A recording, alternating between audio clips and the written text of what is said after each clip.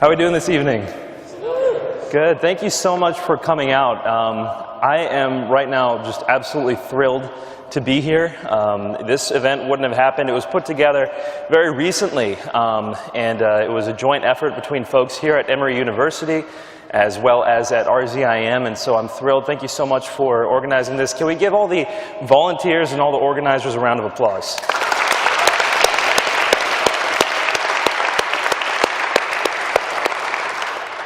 Emory University, I don't know if you know this, but Emory University is one of the highest ranked universities for graduate study of religion every single year.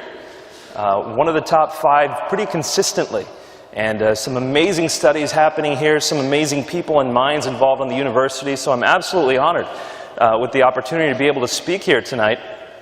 A lot of you who are watching this or who have come in from afar might not know, but Atlanta is a pretty cool place to be. This is the home of Chick-fil-A, so it doesn't get much better.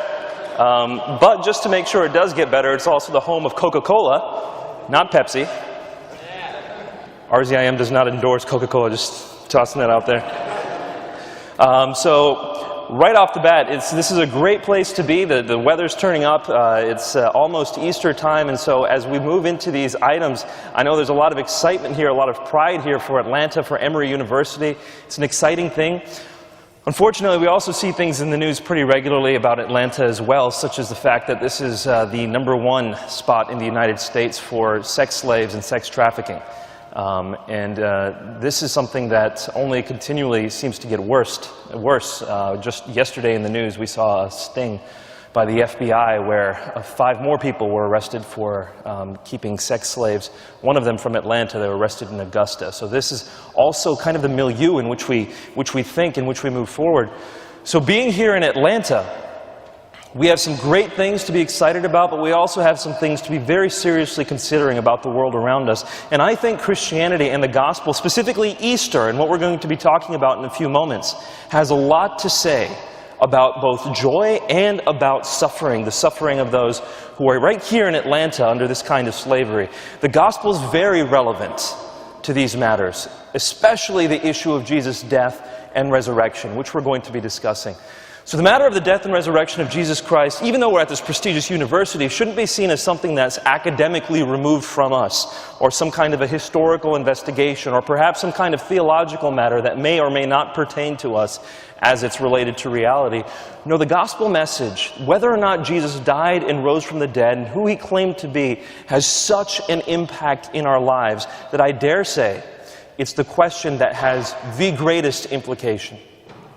What you do with the question, who is Jesus and did he rise from the dead, is perhaps the most important thing you will ever do in your life.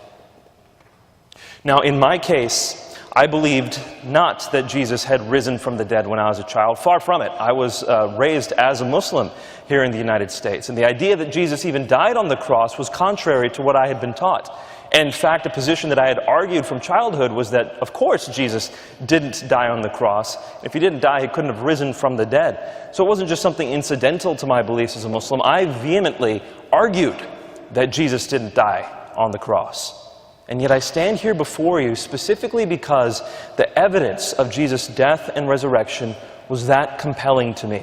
I want to emphasize that again. It was the evidence that got me to move into the direction of accepting whether or not Jesus had died and risen from the dead. Islam to me was a religion I loved. It was a religion I loved following. It was a religion of my family. And for me, it would cost a lot to accept this message of Easter. But the evidence was that compelling, and I hope to present that information to you today. If you're wrestling with these matters, I'm here to assure you that the evidence is quite strong.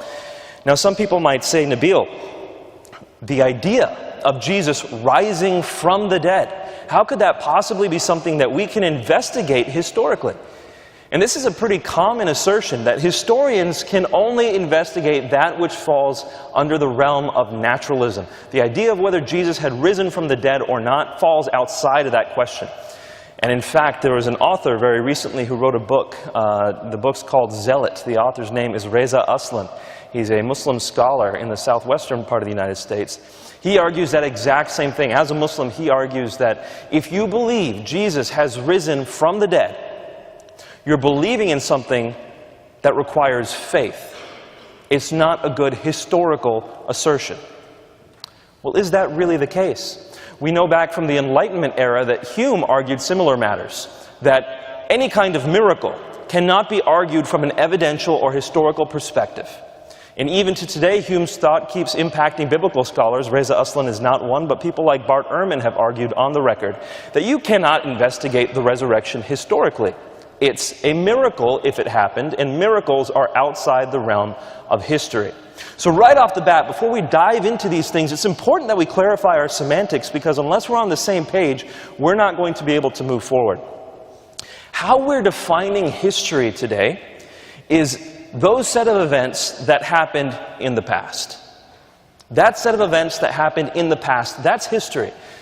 The narrow definition of history, that set of events which we can only explain naturalistically, is what a lot of historians assume before they address the question. Well, you can see the problem right off the bat. If historians assume that history has to be done naturalistically, apart from any miracles, then before you've even looked at the question, did Jesus rise from the dead, you've already answered it by saying, no, that's not a historical thing we can take a look at. Are you with me so far? The lights are pretty bright, but I can see you, and I'm going to be using you to gauge whether you're following me or not. So far, are we together on this one? So unless you employ circular reasoning and you say that Jesus' death and resurrection cannot be investigated and proven by history, we do have good reason to be able to say that if the resurrection is the best, and definitely if it's the only, explanation of the facts, then we have good reason to accept the resurrection as a historical conclusion. And that's the position that I'm going to be taking today. The last thing I'm going to look at before delving into the evidence is, what about this idea of faith and religion? What about that? Because the Protestant motto has been, it's by grace and faith alone that we are saved. Saved by faith in the grace of Jesus. So how is it possible that we can turn to evidence in order to look and see whether or not we should believe in Christianity? Shouldn't we just believe by faith? This is an inappropriate definition of faith. It's patently unbiblical. The Bible says that we're supposed to have good reasons for the faith that we have. And in case anyone asks us for our faith, we should have an answer or a defense to be able to give for our faith. This is a commonly quoted verse of the New Testament, 1 Peter chapter 3, verse 15. You need to have reasons for the faith you have so that you can share those reasons with other people. How compelling is it when someone tells you to believe in Christianity and they say, why? And you say, oh, you should just believe it, just have faith. It's not what the Bible tells us. And in fact, that was a large part of the problem I had growing up when I was a Muslim. I used to encounter Christian after Christian after Christian. When I challenged them on whether or not Christianity was true, they would just say, well, that's what I believe. I say, well, okay, so it's what you believe, but why are you asking me to then believe it if you don't have good reason? And I extrapolate that kind of question to things like the Trinity. If you really want to give a Christian a run for their money, just ask them to define the Trinity. And they'll say, well, the Trinity is the idea that God is three in one. What does that mean? It's a mystery. No, the only mystery here is why you believe this. God is three in one. What is he, a shampoo bottle? No, give me the explanation of what Jesus is. And so, as I'm investigating Christianity, I'm running into these problems that people are not willing to give an explanation for their faith. And I'm challenging you here today, if you are a Christian, make sure you stand by that command of 1 Peter 3:15 to be ready to give a defense for the faith that you have. Now, the resurrection is pivotal for that. Paul says in 1 Corinthians chapter 15, verses 14 and 17, he says, if Jesus is not risen, our faith is in vain, and we are of all people most to be pitied.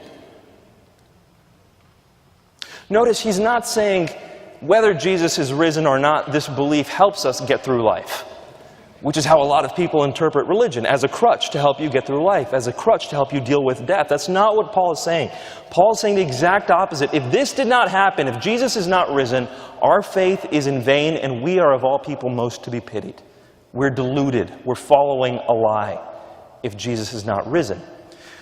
So you take a look at what Paul's asserting, and he is saying that the resurrection is the linchpin of the Christian faith. Well, what about those in the book of Acts? What about Jesus? What do they have to say about the resurrection? In the book of Acts, when people start preaching the gospel, what you don't hear them saying is, do you know you're going to get to heaven? Do you want to be saved? Do you want to live a better life? That's not the kind of thing they're saying. You see, the very first sermon from Peter in Acts chapter 2 was explicitly about, at its culmination, the resurrection. This man Jesus has risen from the dead. Repent and be baptized for the forgiveness of your sins. The resurrection. As you continue through the book of Acts, time after time after time, it's the resurrection that people are pointing to. And you might ask me, well, Nabeel, what if it's just to a specific audience? You know, Peter was talking to the Jews in that occasion. Maybe the Jews are thinking about resurrection in a certain way, and therefore it's Peter just addressing the Jews. No, interestingly enough, the first time we see something on a scale towards philosophers and towards thinkers in the Greco-Roman world is in Acts chapter 17. And here Paul is in Athens, in the Areopagus. He's speaking to not Jews, but exactly to Greco-Romans, to Stoics. As Paul goes along, he even quotes basically Greco-Roman poetry. Menander is quoted there. You also see some things that are said which are very close to the writings of Seneca, a Stoic philosopher. So you see Paul interacting with Greco-Roman poetry and philosophy, but as he does that, the culminating message once again is Jesus' resurrection. We believe in this because this man Jesus rose from the dead. Now, how does it work? How does it work? Jesus himself was asked the question. In Matthew chapter 12, Jesus was asked the question, why should we listen to you? Essentially, that's what the question was asking. People were, literally, so I can be more accurate to the source, people were saying to Jesus, Jesus, show us a sign. Show us a sign for why we should listen to the kinds of things you're saying. Jesus had just exorcised a demon-possessed boy. So they're like, show us a sign. He's like, did you not see what he just exorcised a demon? And then he responds to them and he says, an evil and adulterous generation asks for a sign. Essentially, you're ignoring this. I will not give you any sign except for the sign of Jonah. For as Jonah was in the belly of the whale for 3 days and 3 nights, so shall the Son of Man be in the heart of the earth. What is Jesus saying?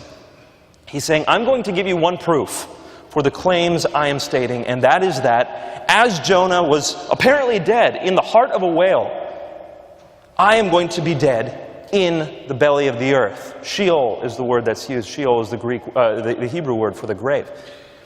But then I'm going to return. Just as Jonah returned, I am going to return. The resurrection is Jesus' statement, his proof, his epistemically provided evidence that he is actually who he claims to be. The fact of the matter is, there are a lot of religious claims where people can be just given a set of beliefs. I remember when I was talking to a Buddhist, this was my friend, I went to Old Dominion University for my undergraduate, and I had a Buddhist friend named Zach. And one day I asked Zach, and this is while I was preaching Islam to him, and I said, Zach, I've given you good reasons to accept Islam. Why should I be a Buddhist? Why should I accept the faith that you follow? Can you give me your reasons?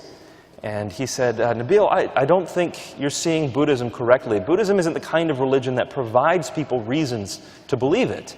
It's a path that you can follow, and if you choose to follow it, you can. And I said, well, thank you. I won't. Because I need a reason to change everything that I'm doing to follow what you're doing. I need it to at least be better somehow, or to be grounded in some kind of truth. And Buddhism isn't that kind of religion, or philosophy if you want to call it. Hinduism is the same thing. It's not providing you any kind of epistemic proof for its claims. And frankly, Judaism works in the same direction.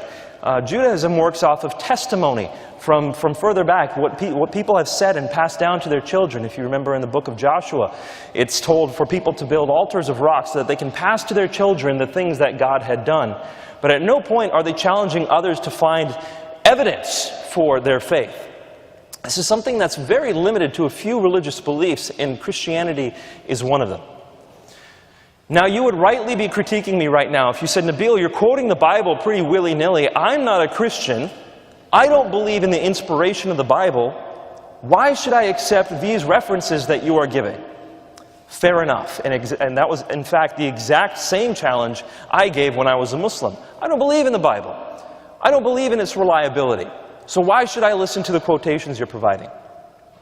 Let's look at the nature of the evidence, the historical evidence that we're going to use to build the case for the resurrection before continuing. The Bible is not one book. Some people approach the Bible as if it was one writing, and if it's biased, we throw it out, we can't use it. That is a very short-sighted way to see the Bible. The Bible is actually 66 books, 39 Old Testament, and when Jesus comes, and you have 27 New Testament books. Those books have different genres. They say different things in different ways. I'm not saying contradictory things, but they're saying different things in different ways. They have different voices in different genres. For example, you read the book of Ecclesiastes and Lamentations, those two books, you read that differently from how you would read, say, the book of Romans. The book of Romans is a book on theology. Ecclesiastes, parts of Psalms, Lamentations, are a book of the expression of the human heart. You read the book of the Gospels separately from the book of Revelation. The book of Revelation is a book of prophecy, whereas the Gospels are Greco-Roman bioi, they're historical biographies. So they have different genres. You don't approach them the same way. To do so would be to inappropriately approach the Bible in hermeneutics. Different books are intended to be read in different ways. And so let's just say, for example, and I'm not arguing this, but let's just say that someone said, Nabeel, I can't trust the book of Genesis. It says that the universe was made in 6 days, and I can't trust that kind of thing. Okay, fair enough. But that doesn't affect the reliability from a historical perspective of the four Gospels. You see where I'm going with this? The four Gospels were written later by different people in a totally different genre. So let's not inappropriately equate two books and impute one to the other. So first, the Bible, multiple books written by multiple authors. Well, what about that then? Are these reliable still? I haven't answered the question whether any of these are historically reliable. We need to assess the weight of these evidences for what they're worth. The New Testament, like I said, 27 books. The first 5 of those purport to be historical records. From Matthew to Mark to Luke to John, and in the book of Acts, which is actually Luke Part B. The same author wrote that second. So it's often called Luke Acts. Those 5 books are attempting to provide historical evidence. So like any book of history then, we should weigh them for their historical records. How far removed are they from Jesus, whom they're reporting about? Jesus lived somewhere between, or he died somewhere between 30 and 33 AD. The Gospel of Mark, which is the first of the 4 Gospels to have been written, is at latest dated 72 AD. At latest. A lot of scholars, I as well, am very comfortable dating it around 50 AD, mid-50s, late 50s, somewhere around there. Some people move it even earlier, and they have good reason to do that, by the way. If you have any questions about this, we're going to have a Q&A time. I think there's good reasons to see portions of the Gospel of Mark coming from the 30s, so within 10 years of Jesus' death. But I'm trying to be as amenable to the skeptics as possible and say, even if it is 40 years after Jesus died, that's still within the lifetime of his companions. It's still within the lifetimes of the community of people living around Jesus. And so if the early Christian community is passing this stuff around, they are there to correct any kind of historical inaccuracies. They're still alive. Matthew and Luke come within the next few decades. John is written somewhere between 90 to 95 AD. Again, at the latest. Some of the greatest biblical scholars alive today, such as Daniel Wallace, who's at Dallas Theological Seminary, he would put the Gospel of John no later than the mid-60s. So some people even put it that early, but at the latest, people put it at 90 to 95 AD. That's within 60 years of Jesus' life. And we know people like Polycarp, like John, lived into their 90s and 100s, so they're people still alive from Jesus' time, even when John's Gospel is being written. That's the nature of the biblical authorship here, of the Gospels, what we're taking a look at. Now, to juxtapose this, to compare this with other books, let's take a figure from ancient history who's very well known, Alexander the Great. The first major biography written about Alexander the Great came 400 years after he died. So you compare something like 40 years to 400 years, there's no comparison. Now, I'm giving you 40 years for the Gospel of Mark, but the fact of the matter is the Gospels aren't the only things we can use for the historical evidence here, and we are going to use more. There was somebody who wrote even before the Gospel of Mark was written, and his name's Paul. Paul wrote letters which obviously were written before he died. Kind of hard to write them posthumously, unless he too had risen from the dead, but that's not the investigation tonight. Paul's letters, therefore, are written earlier than 65 AD. Some of his writings, though, contain doctrines and codified proclamations from the early church that he was quoting. So, for example, if I quote something in a letter, let's say I quote the preamble, or if I quote the Bill of Rights, whatever, I quote something from the late 18th century in my writing, that's still from before. Even though my writing is from the 21st century, I'm quoting something from earlier than that. Paul does the exact same thing in some of his writings. One of these is a very well-known creed from 1 Corinthians chapter 15, verses 3 through 8. 1 Corinthians 15, verses 3 through 8. Let me give you the context here. A group of scholars who are not Christian, or at least not Orthodox Christian, they're called the Jesus Seminar. Many of these people are atheists and agnostic, and they attempt to revisit what the New Testament says and how accurate it actually is. So these are people who publish some of the most anti-Christian literature that's out there. They were investigating the New Testament to grade whether certain verses are historically reliable and whether certain verses are not. When they came to 1 Corinthians 15, verses 3 through 8, they concluded that these verses are so early that they come from within a decade of Jesus' death. Like I said, these are not Christian scholars, or at least not what we think of when we think of Christian scholars. They're saying within a decade or so of Jesus' death. Now, some scholars who are very highly respected, such as James D.G. Dunn, he's a retired professor from Durham University in the UK. He goes much further. He says that 1 Corinthians 15, verses 3 through 8, is in fact so early that we can be virtually certain that it was codified within months of Jesus' death. Can we compare 400 years on Alexander the Great to months after Jesus' death? That's about as fast as anything can possibly be from historical times. And if you want me to read for you what 1 Corinthians 15 says in these verses, I will do so. It says this, Paul says, "For I delivered to you as of first importance what I also received, that Christ died for our sins in accordance with the Scriptures, that he was buried, that he was raised on the third day in accordance with the Scriptures, and that he appeared to Cephas, then to the 12. Then he appeared to more than 500 brothers at one time, most of whom are still alive, though some have fallen asleep. Then he appeared to James, then to all the apostles, and last of all, as to one untimely born, he appeared also to me." Scholars have concluded, James D.G. Dunn, one of them, that this comes from within months after Jesus' death. What is it saying? It is saying that Jesus died and rose from the dead. Now, that doesn't mean this is automatically true, just because it comes from within months after Jesus' death. That doesn't mean it's automatically true. But what it does mean is the community is preaching Jesus' death and resurrection that soon after he was crucified. And the people who were around at the time of his ministry, the people who claim to have seen him, are still there. Which is why Paul says he appeared to the 500 brothers at one time, most of whom are still alive. Why does he put that qualifier in there, most of whom are still alive? Well, he's telling them, look, if you want to see people who have seen the risen Jesus, go verify what I'm saying. Let their testimony be proof for you that this happened. So, what is the nature of the evidence we're looking at tonight? I still haven't gotten to the point where we build a case yet. We're just taking a look at the nature of the evidence. Do we throw out the Bible beforehand? No. We see it as historical documents, or at least those parts that purport to be historical. Then we weigh them for how reliable they are.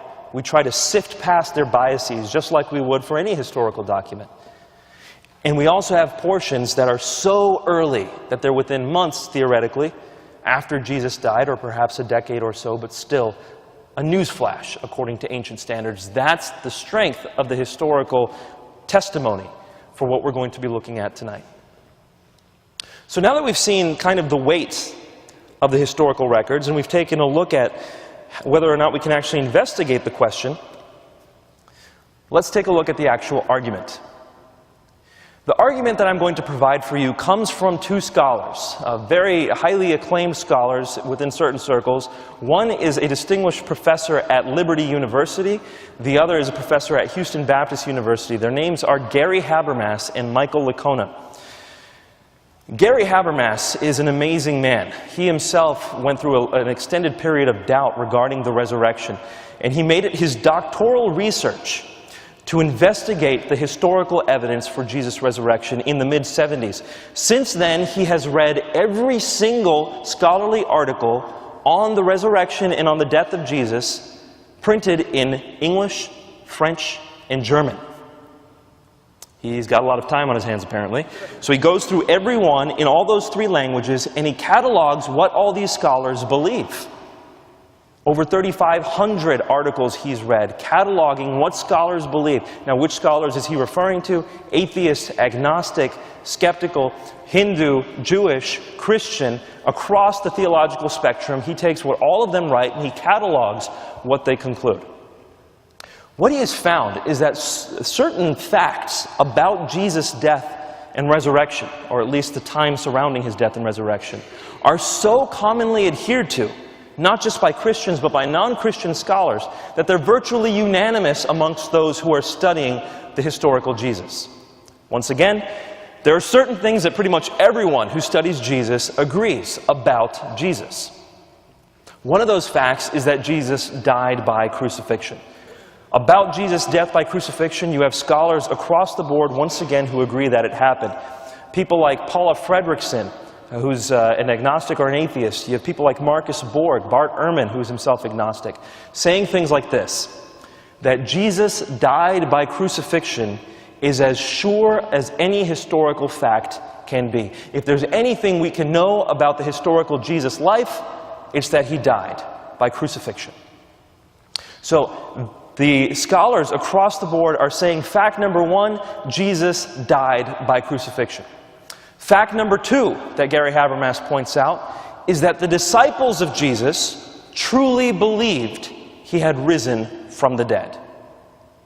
The disciples truly believed Jesus had risen from the dead. Again, that doesn't mean he had risen from the dead, but they actually believed it. They weren't lying about it. And fact number three, that not just the disciples of Jesus believed that he had risen from the dead, but enemies of Jesus, specifically Paul, who was Saul of Tarsus, who was arresting Christians at the time, and also those who didn't follow Jesus, such as James, his brother. We know from the Gospels that James was not a follower of Jesus during his lifetime, and yet all of a sudden he becomes a follower of Jesus to when he's willing to die for the fact that Jesus had risen and appeared. So these three facts, Gary argues, as well as Michael Licona, argue that are solidly established within the historical record. So let's take a look at the reasons why we can believe that these three facts occurred. Fact number one, did Jesus die by crucifixion or not? The process of crucifixion during Roman history was so thorough that no one in all of Roman history that's been recorded ever survived a full crucifixion. Not one person ever survived a full crucifixion. Why? Let's take a look at what a crucifixion is. When someone is going to be crucified, and I'm sorry if this gets a bit graphic, but the fact of the matter is there are people who deny the death of Jesus on the cross. I was one of them. Throughout my young adulthood, I denied that Jesus died on the cross. But when I saw this evidence, for me, this was so compelling that it challenged me, it shook me to my core. Because the Quran says Jesus did not die by crucifixion, and yet here was the evidence. Here, take a listen to this. The process of crucifixion starts off with flogging, and we see from the Gospels that Jesus was also flogged, and this is a normal for the crucifixion process. The flogging involves using a Roman flagrum, a whip. This whip has multiple leather cords that come off of it. Each of these leather cords has multiple leather balls, which on those leather balls have metal dumbbells and shards of sheep bone. So you've got a whip, multiple cords, leather balls with metal dumbbells and shards of sheep bone. The victim is then tied to a flogging post, and this whip is used to hit the victim repeatedly. The whip is designed the way it is because the metal dumbbells cause vasodilation. of the blood vessels near the skin. The blood vessels dilate, pain receptors and chemicals are brought closer to the surface of the skin. It's going to hurt a lot, and you're going to bleed a lot. They were very systematic in the way they designed their crucifixion process. The sheep bone was then designed to reach into the skin, latch onto it, and rip it out. People would bleed to death by the flogging process. Some people's intestines fell out during the flogging process because the whip would reach around to their abdomen, weaken the abdominal wall to the point where the intestines fell out. Cicero records that people's arteries and veins were laid bare during the flogging process. That's why it was called the pre-death. People died during the flogging alone. It's also interesting to note that the people who were doing this to Jesus were not Jewish at this point. These were the Roman soldiers who were flogging Jesus. And the reason why that's important to note is because Jews had a law from the mitzvot, from the Old Testament, that they were not to flog anyone more than 40 times. So Jews would have someone actually counting. As they were flogging, they'd have someone counting how many times a person was flogged. And once they got to 39, they would stop, just in case someone had miscounted. They wanted to make absolutely sure no one broke God's law and went to 40 or 41. Romans, especially at this time, were very spiteful of the Jews. And so oftentimes they'd get to 40 and start whipping even more, just to spite the Jews and their laws. And so the fact that Jesus was being flogged by Romans makes us think there's a chance that his flogging was worse than the average flogging. And there's more reason to think that, actually, because you look at the Gospel of John. In the Gospel of John, it's pretty clear that Pilate, the person who's crucifying and flogging Jesus, doesn't want Jesus to die. He's trying to release him. So he tells the crowd, look, I've crucified him, I've flogged him, isn't that enough? Isn't that enough? Now, of course, they were expecting him to be flogged already, so what sense does it make for him to say, oh, he's flogged, isn't that enough? It would only make sense if he had flogged him worse than they were expecting. So we have good reason to believe, for two separate reasons, that Jesus was flogged worse than the average person. And as Cicero has said, it's one of the most gruesome processes. If any of you want more information on the crucifixion process, read Martin Hengel's book, Crucifixion. He provides some historical records in there that are so compelling. For example, no one other than Roman non-citizens were allowed to be flogged and crucified. The crucifixion process was so bad that citizens weren't allowed to be crucified. In fact, people have said, let no Roman even think the word crucifixion. That's how painful and devastating and humiliating the flogging and crucifixion process is. But it's not done yet. After a person's skin is hanging off from them in ribbons, they are then placed on a cross. Now, that's not a gentle process by any means. A person was often made to carry the crossbeam through the streets as a sign of additional humiliation. Look, they could kill you by beheading you if they wanted to. The crucifixion process is designed to humiliate you and weaken you and prolong the process of death. And so Jesus is carrying the crossbeam to the place of his crucifixion. And of course that happens while he's bleeding and naked. They don't allow any clothes while that's happening. Once they get to the place of the crucifixion, their hands are nailed. And hands in that time applied to anything from your fingertips to your wrists. They were nailed right here, through the ulna and the radius, because that's where your weight could be sustained while you're hanging. Nailed through there. There's a nerve that runs there. It's called the median nerve. This is the major sensory motor nerve of your arm. If you pierce that nerve, your hand is immediately incapacitated. And if you can imagine tapping your funny bone and how much pain that causes, imagine piercing a nail through it. There's a reason why they had to invent a word to describe the crucifixion process and how painful it is. The word excruciating means ex cruce, off the cross. This is an excruciating process. You've got nails driven through both sides here, and then you have a 7-inch nail driven through your feet. The reason why a nail is driven through your feet is because if they hang you up by just your arms, you're going to hang, and you're not going to be able to breathe out after a while. You're not going to have the strength to pull yourself up in order to breathe. You hang, your rib cage is extended, you don't have the ability to provide that negative pressure to breathe in, and you're going to die of asphyxiation. So what they do is they nail you through your feet so you can push up off your feet to continue breathing. This is not a mercy. It prolongs the death of someone until they decide to finish you off. When they do that, there are multiple ways, but there was always a Roman death blow involved in the process of the crucifixion.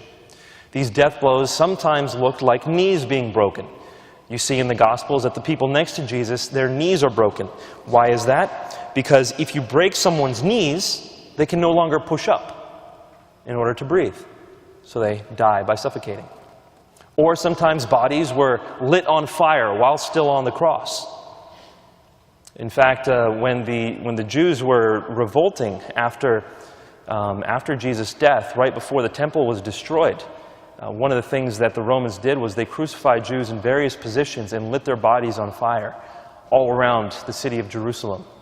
It said that their bodies lit up the place like torches. People's bodies would be lit on fire. Sometimes people's bodies would be taken down and thrown to a pit of dogs, and the dogs would eat them. In fact, scholar John Dominic Crossan says this is likely what happened to Jesus. He's a member of the Jesus Seminar. You can tell he's not Christian belief. He says that Jesus' body was fed to dogs. Sometimes people's heads were crushed. Now Jesus, what happened to him? He was speared through the heart. That was the death blow administered to Jesus. The Romans are making absolutely sure you die by this process. And like I said, not a single person ever survived a full Roman crucifixion. I throw the word full in there because one person is recorded to have survived a partial crucifixion. He was put up on the cross and immediately taken down because a general saw him and recognized him as a friend. So he said, "Take him down." This was Josephus. They took him down, gave him the best medical treatment they had. In fact, 3 were taken down at once. 2 of them died. 1 survived. That's the only person ever recorded to survive any part of a crucifixion, but no one ever survived a full Roman crucifixion. For these reasons, scholars take a look at the evidence and they conclude across the board, Jesus died by crucifixion under Pontius Pilate. And I do want to take a moment here to bring in some extra biblical evidence. This isn't just records found in the Bible. You have people outside the Bible, Jews, Romans, and Greeks, outside the Bible, non-Christians, who are saying that Jesus died by crucifixion. Lucian of Samosata, for example, Josephus, the Talmud, Marabar Serapion, who is also a Jew. All these people are saying that Jesus died by crucifixion. None of them are Christians. All of them are early. None of that's from the Bible. So we have extra-biblical, non-Christian evidence that corroborates this, which is why it is such a strong claim. Fact number 1, Jesus died by crucifixion. Fact number 2, the disciples truly believed Jesus had been risen. Now the disciples were at one time so afraid of fighting and dying that they ran away from Jesus. They ran from him. They weren't willing to stick around when Jesus was being arrested. But something happened. And shortly after Jesus' crucifixion, these people are so willing to say that Jesus had risen and appeared to them that they're all transformed to the point where they're willing to die for this belief.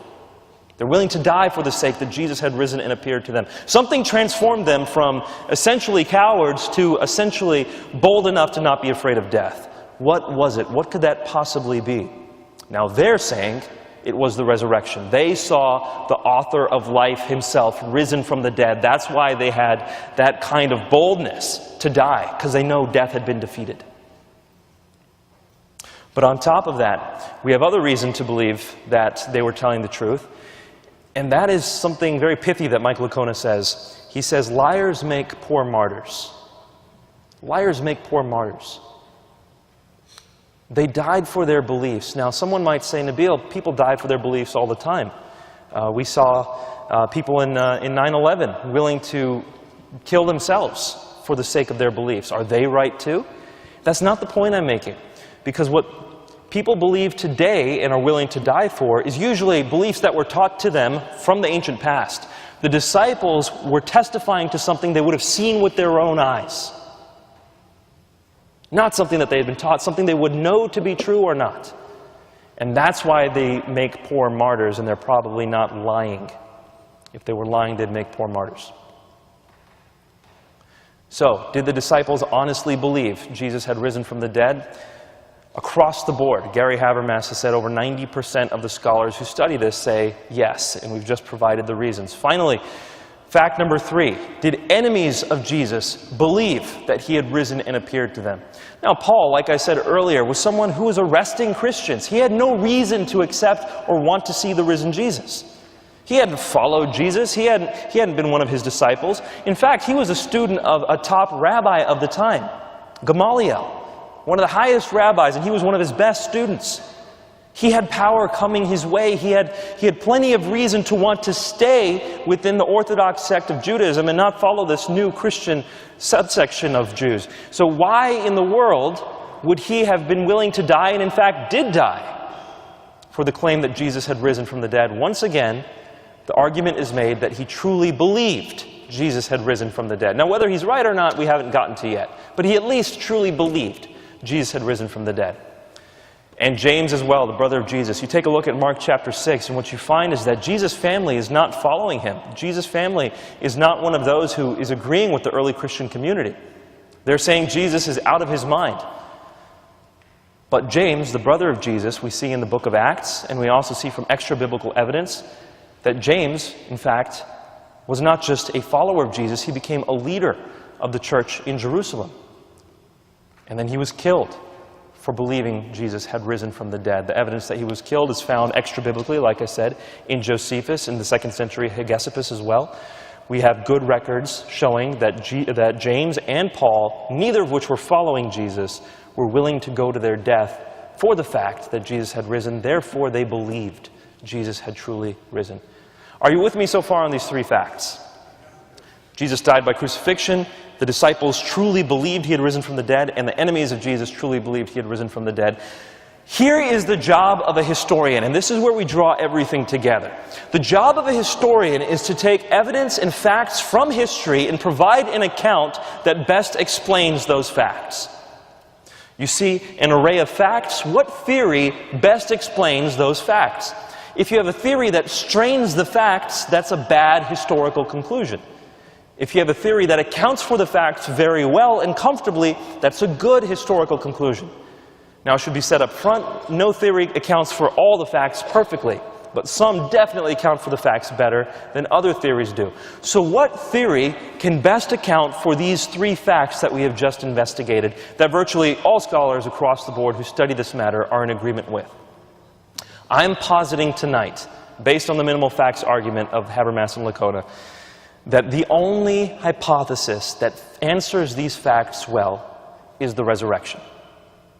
No other hypothesis comes even close to explaining these facts. That's my argument tonight. Now let's assess that for a moment. The hypothesis of the resurrection. Does it explain fact number 1, that Jesus died on the cross? Yes, it accounts for that. Jesus died on the cross. Number 2, does it explain that the disciples of Jesus truly believed that they had seen him risen? Yes, it does. If Jesus rose from the dead and they saw him, that explains why they truly believed that they had seen him. Fact number 3, does it explain that enemies of Jesus truly believed that they had seen him risen? Yes, once again, if Jesus actually rose from the dead, that accounts for all 3 of those facts. It accounts also for why enemies of Jesus believed they had seen him risen. Hypothesis number 2. Now I'll tell you this. Gary Habermas has said that this hypothesis is the most popular hypothesis after the resurrection, but that said, only 5% of the scholars he surveyed believe in this. It's the most popular after the resurrection, but only 5% of the scholars he surveyed believe in this alternative explanation. It's the hallucination theory, that Jesus' disciples had followed Jesus, and they so wanted to see him risen, that after he died, they saw him risen. And how are they explaining this? Well, it's a true medical phenomenon. When people lose loved ones, they often hallucinate their loved one's return. They hallucinate that they're back. So, appealing to that medical phenomenon of hallucinations of the recently bereaved, they're saying that the disciples really saw Jesus risen. They believed that they had seen him risen, but it was just a hallucination. Okay, so that's that hypothesis. Does it fit the 3 facts? Fact number 1. If they were just hallucinating, does the fact that Jesus died on the cross fit? Yes, it fits. It fits that theory. Number two, if the disciples were just hallucinating, does it fit the fact that they truly believed they had seen him risen? Well, this is a bit of a stretch. This is a bit of a stretch. Because it's not like there's one person who saw Jesus risen. Like I said, from something that maybe as early as 6 months after Jesus, 500 people at once saw the risen Jesus, or at least believed that they had seen the risen Jesus. So in order to avoid the miracle of the resurrection, you have to create a miracle of a mass hallucination. Doesn't work. Doesn't work. But for the sake of argument, let's just say, okay, fine, it fits fact number two. Let's just say it fits fact number two. Fact number three, the enemies of Jesus truly believed that they had seen him risen. Does this fit? Absolutely not. Absolutely not. Under the hypothesis that the disciples really wanted to see Jesus risen, therefore they did, how does that explain the fact that Paul saw the risen Jesus? It doesn't explain that. Paul didn't want to see anything but he wanted to see the risen Jesus. Yet Paul was willing to die for the fact that he had seen the risen Jesus. So the hypothesis that the disciples simply hallucinated doesn't fit the facts. What about the next most common hypothesis? After that, you're going to look at the stolen body theory, that the disciples stole Jesus' body. Well, does that fit fact number one, that Jesus died by crucifixion? Yes, it does. Does it fit fact number two, that the disciples truly believed that they had seen Jesus risen? No. If they stole his body, they didn't truly believe that they had seen him risen. It doesn't fit this fact. And of course, it doesn't fit fact number three either. Why were enemies of Jesus willing to say they had seen him risen if it was just that the body had been stolen? Doesn't fit the facts. All right, what's the next most common hypothesis? And this was the hypothesis that I had believed, that Jesus had simply swooned on the cross. He didn't die, he survived the crucifixion. Does it fit fact number one? No. Fact number one is that he died on the cross. And to argue that he didn't die doesn't fit the facts. But also, it doesn't really fit fact number two either, that the disciples believed he had risen from the dead. Because if the disciples had simply healed Jesus after he had survived the cross, they wouldn't be then willing to die for the proclamation that he had risen from the dead. It doesn't fit the facts. And David Strauss, who was an atheist from the 18th century, was the first person to point this out. Back then, naturalistic explanations were pretty popular to explain what was happening to Jesus. David Strauss, a vocal atheist at the time, which was very rare, said this hypothesis simply does not work because the disciples went from being afraid to proclaiming Jesus the author of life. Now, if Jesus had just barely survived a crucifixion, that doesn't make him the author of life. That doesn't give them enough reason to proclaim the resurrection. And once again, of course, it doesn't quite fit with enemies of Jesus as well. From this point, we start going really downhill on the hypotheses. The next most common hypothesis is the evil twin hypothesis. Jesus had an evil twin who saw this moment to take control and take power, and then apparently disappear. Who knows? That's the next hypothesis, not really a good one. After that, we get into the super alien hypothesis, so it just goes even further downhill. The fact is that the best explanation for the facts surrounding Jesus' death is that he rose from the dead. It's the only explanation that works well. And because it's the only explanation that works well, you have, remember how I said after the resurrection itself, the next most common hypothesis was only subscribed to by 5% of people. There's a whole host of people in there who say this: we don't know what happened. We don't know what happened. Most of the scholars studying Jesus' life conclude, we simply don't know. There's no historical explanation that can account for these facts. Well, I think there is. It's called the resurrection. Now, the only reason why people would preclude that beforehand is if they say miracles can't count. But if you rule out miracles before you start the investigation, you're not being fair. You are being biased in your research. And you've beforehand precluded the potential, and I would say the best explanation. This is why the same scholar I talked about earlier, Reza Aslan, said this. He said, something extraordinary happened. What exactly that something was is impossible to know. Jesus' resurrection is an exceedingly difficult topic for historians to discuss. not least because it falls beyond the scope of the examination of the historical Jesus. So he's saying what most historians say. But he says, however, there is this nagging fact to consider. One after another, those who claim to have witnessed the risen Jesus went to their own gruesome deaths, refusing to recant their testimony.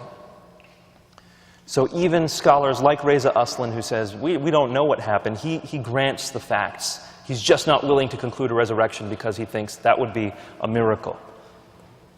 And I think that's exactly what happened. So, we can at least conclude that there's good reason for Christians to have faith in the resurrection of Jesus because it is the best explanation of the historical evidence. No other explanation approximates this. Now, what I want to leave you with then is the fact that this isn't just an academic lecture. This isn't just a matter we study in order to ascertain the reliability of Christianity or to see why they believe what they believe. This has real ramifications for all of us who are sitting here. If we are living in a world where only natural things happen, and post-Enlightenment, especially in the university settings, it seems to be a popular belief in the West that only natural things happen, that there is no such thing as the supernatural. What this means, what the resurrection means then, is that that is wrong. There's something more to this world, something that can bring people back from the dead. And if that is true, then what that means for you is that if it comes to a point in your life where it seems like there is no hope, if it comes to a point in your life where it seems like even death is inevitable and there's no way to escape it, well, death is not the end. There's more. There's hope no matter what. Now, if it's someone who has risen from the dead, that's what that means. But the fact that it was Jesus who had risen from the dead tells us even more. Because what Jesus had been claiming was that you could live in eternity with God, that He loves you, that God loves you, and that He will provide for you. And His resurrection was the proof He was providing for these claims. Now, if it's true that you have Jesus, He's been risen from the dead, His claims have been proven true, then what that means is that you can be with God for eternity if you follow Jesus. That means that your life here can be spent, poured out for the sake of others. That means you don't have to be worried about anything in your own life because you're in the hands of a God who's all-powerful and all-loving, who loves you in specific. That filters down to such a high level. Jesus was that person who was willing to spend time with sinners and prostitutes and tax collectors, according to the New Testament. Jesus was that person who was loving even the lowest of the low. So right now we have in Atlanta tens of thousands of people trapped in sex slavery. And I'm telling you, some of the things that keep them there is the constant lie that they are told that they aren't worth anything. They're told that the best use that they have is their body being sold for money. They're being told that verbally, they're being told that by the actions under which they are trapped. And quite frankly, if there is no supernatural, if all we are the chemicals that comprise us, then they're not worth anything more than that. And the most value we can extract from them is utilitarianism, which is what's happening to them. They're spawning this industry by their bodies being sold. But if God, if Jesus, if the gospel message is true, if Jesus' resurrection happened, which provides epistemic basis to believe in the gospel, then that means that even that person caught in sex slavery can believe that they are loved. Not just by anyone, by the God who created the universe. Not just that they are loved, but they're so valuable that God Himself would be willing to die for them, and then willing to defeat death for them. No message can give someone more value than that. This has very real ramifications. And for us here, for those of us here who do live in Atlanta, if this message is true, if Jesus is risen from the dead, then we ought to follow Him and follow what He says. And what He says is, be willing to suffer and die for the sake of those who need you. Be willing to pour your life out for those who need you. If Jesus died on the cross for the sake of us, which is what he said, and which is what he would have proven if he had risen from the dead, he tells us, love your neighbor as yourself. Well, who is our neighbor? Those very people caught in sex slavery. He gives us a reason to then empty ourselves out for their sake. And this might be hard to swallow, not just for their sake, but the sake of their captors and the criminals as well. We're supposed to love everyone because they are truly valuable and worthy of love. This all becomes true if Jesus is risen from the dead. This has tremendous ramifications, and I think it's an amazing blessing, speaking from a Christian perspective, that God has given us reason to believe in it. He didn't have to, but the history is that strong that we can have solid reason to believe in it, not just have to believe in it by blind faith, but be able to put our claim on this, on the strength of the historical evidence. And based on that, lives are being transformed. Mine is one of them. Mine is one of them. I would have never said anything like this if the case for the resurrection had not been this strong. But because it is, I'm willing to follow Jesus. And the question is, where do you fall? Thank you so much for giving me a hearing. We're going to now go into question and answers. Thanks.